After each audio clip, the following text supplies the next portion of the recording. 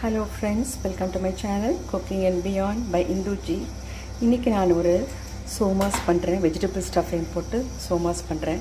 அதுக்கு வேண்டிய vegetable stuffing நான் ஏற்கனவே பண்ணி ரெடியாக வச்சுட்டேன். இந்த மாதிரி அதில் உருளைக்கிழங்கு, கேரட்டு, பீன்ஸு, பட்டாணி எல்லாம் போட்டு வேக வச்சு நல்லா மசிச்சு வச்சுட்டேன். அதுக்கப்புறமா அதுக்கு வேண்டிய வெங்காயம் வதக்கி நல்லா வெங்காயம், இஞ்சி பூண்டு பேஸ்ட்டு இதெல்லாம் போட்டு நல்லா வதக்கிட்டு கொத்தமல்லி, கருவேப்பிலை இதெல்லாம் போட்டு அந்த வெஜிடபிள் மசிச்சு வச்சுருக்கோங்க அதில் போட்டுட்டேன். நல்லா கிளறி விட்டுட்டேன். அதுக்கப்புறமா கொஞ்சோண்டு garam masala powder, lemon juice, கொத்தமல்லி, புதினா, கருவேப்பிலை எல்லாத்தையும் போட்டு நல்லா கிளறி இந்த மாதிரி ஒரு ஸ்டஃபிங் பண்ணி வச்சுட்டேன். அப்புறம் இந்த பூரி மாவை ரெடியாக வச்சுருந்தேன். அதை திரட்டி இந்த மாதிரி நான் சோமாஸ் மாதிரி இது பண்ணிட்டேன். அதை வச்சு ஸ்டஃபிங் பண்ணிட்டேன். ஸோ உங்களுக்கு இந்த மாதிரி அந்த சின்ன தீயில் வச்சு நீங்கள் வேக வச்சுருங்க. பாருங்கள், இந்த மாதிரி நல்லா எண்ணெய் காயணும். எண்ணெய் காய்ஞ்ச பிறகு போடணும். இந்த மாதிரி நீங்கள் எண்ணெய் பாருங்கள், சின்ன கடாயில் எண்ணெய் வச்சு நம்ம இது மாதிரி நல்லா வறுக்கணும்.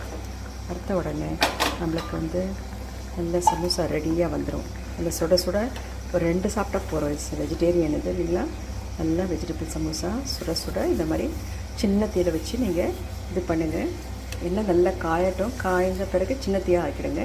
அதுக்கு பண்ணனா இந்த மாதிரி நீங்கள் இந்த மாதிரி ரெடியாக இந்த மாதிரி வந்துடும் சமோசா.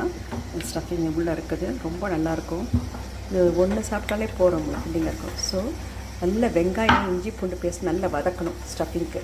அது வதக்கின பிறகு அதுக்கு வேண்டிய கரம் மசாலா பவுட்ரு, கொஞ்சம் சோம்பு பவுட்ரு, சீரகம் அதெல்லாம் போட்டு உப்பு, லெமன் ஜூஸ் எல்லாம் கலந்து வச்சுட்டு அப்புறம் இந்த வேக வச்சுருக்க உருளைக்கிழங்கெல்லாம் பட்டாணி, கேரட், பீன்ஸ் அப்படின்னா நல்லா மசிச்சிடுங்க.